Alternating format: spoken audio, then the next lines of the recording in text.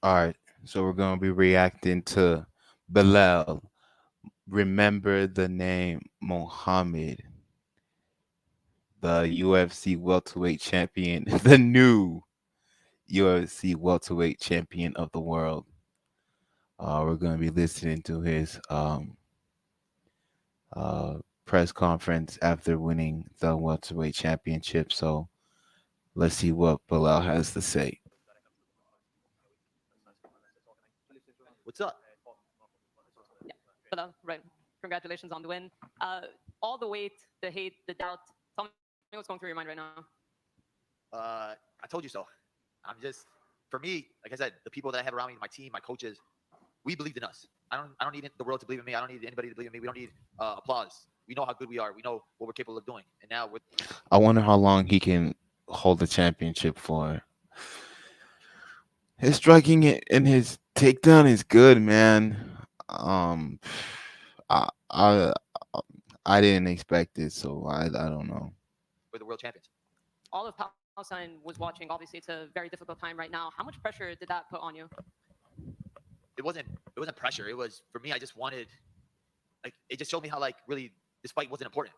It wasn't that big because they're fighting for their lives. They're dying every single day. I woke up today and you're seeing people dying, and it's telling you how small this sport is, how small this fight is. So when I sit there and I stress out about it, it's like it's just a fight. It's 25 minutes, but I'm still gonna go see my family after this. I'm still gonna go eat what I want to eat after this. They're starving over there. They're dying over there. So for me, if I give them some sort of attention, if I give them a smile on their face for getting this win, if I can make them not think about what hell they're going through in those 25 minutes, in this 10 minutes, then I did something right. I did my job. If I get somebody to, bring more attention to them, want to learn more about what's happening over there, it's just about educating. And I'm just hoping that I can use this platform, use my voice, use this title to bring more attention there. And inshallah, one day, Palestine will be free. And when I spoke to you before, you had predicted domination, which a lot of people criticized. For the large part, this was pretty dominant, minus the round that he had your back. Were you surprised with his offensive grappling? No, like I said, I think I'm the best fighter in the world. Yeah, it was pretty dominant. It wasn't even really close. Really, if anything, the only round Leon won was the third round. know I'm the best fighter in the world. I just had to prove it, and I had to show you guys. We had 3 years to sit there, and I had to sit there and dwell on that thing, that last fight of everybody saying, "Oh, he would have beat him. He would have won the last other rounds. He would have did this. He would have did that." We didn't even get started that fight.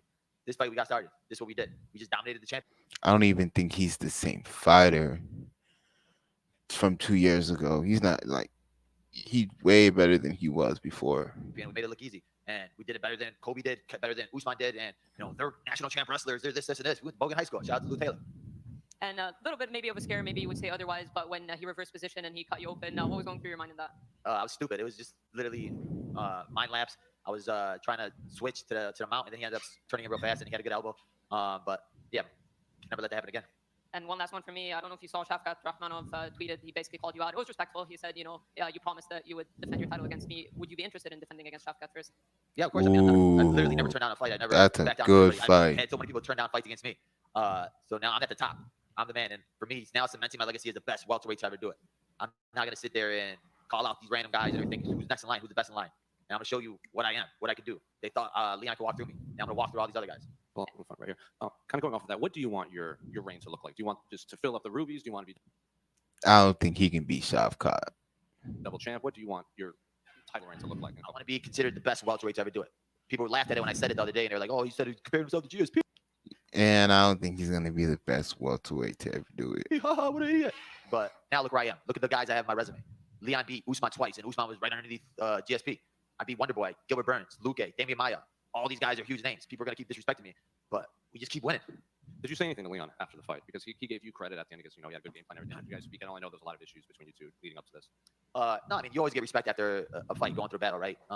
For me, it was just it took me 3 years to get that taste out of my mouth. 3 years to finally get this fight back, and I had to deal with all the haters and all the trolls and everybody saying that he would have beat me, he would have did this, he would have did that. But now there's nothing else for them to say. In your mind, what would it take for you to leapfrog GSP? Just pass his title defense record? Is it finishes? What else do you have to do? I think beating this. I don't think he can. I don't even think he's getting past Shavkat. Sorry, Belal. I just don't think you can get past Shavkat. Next generation of guys, right? You have Shaka, you have Ian Gary, you have the JDM. So there's these young up and comers that everybody's saying are killers. They're probably still saying these guys are gonna kill me next, right? Yeah, I don't even think he could beat Jack Della Maddalena. I don't think he could beat JDM. So if I go out there and I walk through all these guys, If you do that, then I could say, are you doing something? and then I beat the old generation, there's really, I just want to be the guy that did everything that you said I couldn't do. And then if we go up, if what's his name, Driscoll still has the title, he beats what's his face, Adesanya, and he was trying to talk tough to me, I'll go smack him around, try to get 2 belts. You're a little critical of Chicago's. Oh my God, dude! Somebody shut Belal up. Oh my God, he thinks he can beat Drakus, dude. No, you cannot beat Drakus, bro.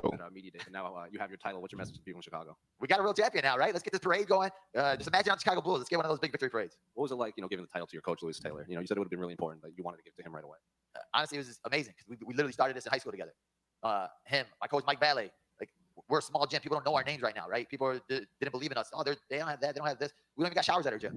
But now we got a real title at our gym, right? We got that at our gym. So just shout out to my team. They're my family, man. And like we don't have the 55 UFC fighters, but we have a small group of guys that are better than all these big gyms. And the last one for me on this fight specifically, obviously the jab played a major factor in this, space from the southpaw. Was that the game plan coming in, or just kind of find out right away that you could rely on this throughout the fight? Man, you heard my coach Horacio talking about I got that Canelo boxing, right? And they said, oh, you don't got boxing. Well, you saw that jab. It was smacking him the whole time. Belal, it took you down here. It took you 3 years to get that rematch with Leon. Would you be willing to do what he did and didn't do and give him a rematch straight away? Yeah, I'll give him a rematch in 3 years. Let him work his way back up. No, I think it was a dominant fight. There was really no need for a rematch, and I don't think he had that long reign of a champion where he's entitled to a rematch. For me, I came to his hometown in front of his people in enemy territory. Yeah, that's true. I wouldn't want to see a rematch after Belal just dominated him like that. So it was all like a layup for him, but I blocked it. And you touched on it there, coming to enemy territory. How nice was it to, absorb those boos, but then silence everybody? I just want to find that little kid with red hair that gave me like the middle finger. I was like, bro, look at me now. Look at me now. The kid, man, leave him alone. Bro, I was trying to give a fist pound on stage, and he's just like, you suck. And I was like, yeah, I was like, bro, what the heck? Thanks, man. Belal, you're now the first UFC champion from Palestine in history of UFC. How does that sound? It's surreal. It's amazing. Now, there's nobody that can ever take that away from Palestine. This flag's going to have a title next to their name. The colors are going to have a title next to their name. Those people will live in history forever with a real champion. And especially now in this time of need, we got a victory when they need it most. You've sort of teed up, or you've welcomed all challenges anyway. Obviously, Shavkat Rakhmonov is the fight that a lot of people, or the fighter that a lot of people think is next up in this division. How do you think a fight between you two plays out? I think that's the I fight think to we go make. into every fight differently, right? And we have a strategy for every fighter. And I think we're the best team at breaking down guys. My last 2 fights, Gilbert Burns and Sean Brady, I didn't shoot 1 takedown. This fight, I outstruck Leon and I took him down whenever I wanted to. We're going to have the same thing for Shavkat. We're going to have the same thing for Usman. We're going to have the same thing for all these guys. I don't think there's anybody in the division where I look at it and I think, dang, that's a scary fight.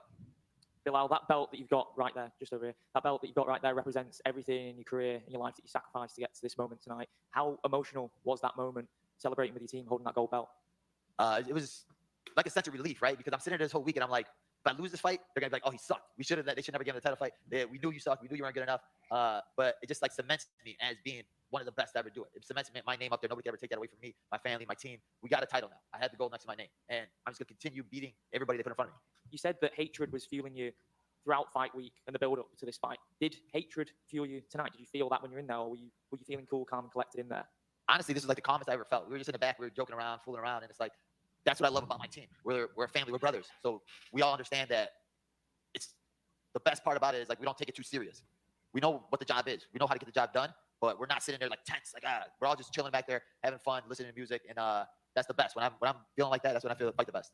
Is the feeling towards Leon still the same? And I know you felt like you were avoided for a long time when you felt you rightfully deserved the title shot. Is your outlook now as a champion to be a champion that gives all challengers a shot at the belt who are worthy in your eyes? Yeah, 100%. For me, it's like I had to beg Dana White in it for the opportunity. He promised me I would get it, and he stuck to his word. He gave me this opportunity. Yeah, that is true, man. Belal, it took Belal a minute. Nobody wanted to give Belal a shot. That's crazy. That's crazy when he said that everyone underestimated him, even me. Everyone overlooked him, even me. Opportunity now. So for me now, it's showing the UFC, showing Dana White and all them that I could be the best champion you have, the champion that fights all these guys. I want to be a champion like the reign of Volkanovski and Adesanya, where they look at the next guy in line. All right, let me beat this guy. Let me beat this guy. Like we never ducked anybody. We're never ducking anybody, and point them out. Do you welcome those bad blood rivalries in the future? Because that definitely captured the imagination of the fans this week. It's what sells. Did you enjoy that back and forth verbally with Leon, or did you find it quite draining? No, I love that. Like I'd rather have it that way. I'd rather fight that way, just because I'm like, I like trash talking. I like going back and forth with somebody. If I dislike you, it makes me fight better. It makes me wake up and want to go that harder. He pushed me to my limits. This is the best I've ever felt. The hardest I ever worked. Because I knew I had to back up the talk. I knew I couldn't just go out there and I couldn't lose this fight because of that. Because I knew they were like, oh, all that trash talking, you lost. All that trash talking, this. So for me, it was like, I don't know. Being a UFC champion is very hard because man, it's like when you get at the top, man, you kind of get complacent. You get complacent, and I think Leon got complacent. Man, he got complacent. He thought he could just he overlooked Belal a lot in his fight. He overlooked Belal a lot. And when you're the champ, you're fighting against contenders. You're fighting the best person in your division at the time. So every fight is tough. So if you say, "Oh, it's just Belal," like Leon was saying, then this is what happens. we got to work the hardest we ever worked. Belal down here to your left. Right, just a couple of quick ones. Becoming a champion is obviously a career goal, a life achievement. How's this going to change you now? You've actually reached that goal. It's not going to change me. It's going to more so. I just hope it just gives my coaches and my team the respect they deserve because I know I'm working with the best team and the best coaches in the world. So it's just for them getting their name out there now. They're not the loudest, right? The people really don't know who they are because they don't like to get flashy and do all this stuff. But now people are going to start wondering, what are they doing in Chicago? Wait, let's go visit. Maybe there's something going on out there that we don't know about. And we actually have a shared friend, one of them, Cody Mero. Oh. I'm sure he'll be slightly concerned that you're going to big time in now. And remember the show isn't going to carry on. Can we know that's going to carry on? It's going to be Remember the Champ or something from now on? Remember the show will still be playing. We're going hard. We took off because of the camp was going on. But me, Jason, and Cody Mero, we're going to the end. Hopefully we get more ratings now that we got a title on it. So, man. Bilal, right here. Leon Edwards referred to you as a stepping stone towards his goals. He was looking past you a little bit. Did that just motivate you, hearing what he was saying on Fight Week? He was scoffing at you at the press conference. I stepped on him. So we're nobody's stepping stone. I told you how good I was. I told you that he was avoiding me for those 3 years for a reason. We went out there and you showed you why. There's nobody that's going to sit there and step over me. And how amazing was it to win the UFC title with your father in attendance? It was amazing. Like my sister and all of us. He's been to one fight in my. Man, he definitely overlooked Belal, man. That's what I'm saying, bro. In the UFC, man, nothing surprises me anymore. You cannot overlook these guys. Whole career. Before the UFC, everything like this is so for him to come all the way out here and watch it, it's amazing because now he can sit there. You know, what's it called? Leon had the belt for almost 2 years. 2 years is a long time, and he only defended it twice in 2 years. When you think about that, like that's crazy. Go to the gym and tell all of his friends, carry the belt over there, and show off a little bit. Well, congratulations, Bilal. Thank you, brother. Appreciate you. This Thank you, would be guys. his third. This would be that would have been his third defense.